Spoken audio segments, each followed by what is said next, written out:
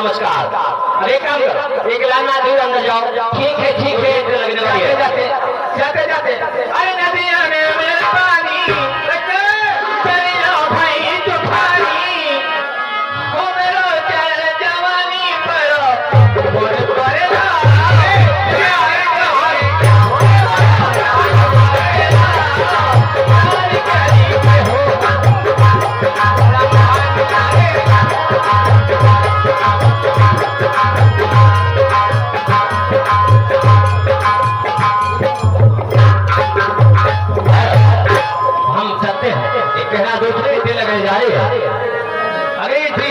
Programme के साथ आए हैं माधुरी दीक्षित और साथ में आए जॉनी लीवर जबरदस्त डांस नहीं करते ये थाक के बैठिएगा। मेरा चैलेंज मेरा वादा है, चैलेंज करता हूँ 1 मिनट हमारा मंच खाली नहीं होगा। ये अवध संगीत पार्टी है, सुभाष चंद्र पाठक की नौटंकी पार्टी है। पूरी रात आप लोग शांति व्यवस्था बनाए रखिएगा। हम जैसे नहीं कहना है अरे छुट्टी लेके आओ राजा छुट्टी लेके आवा रानी रात के लिए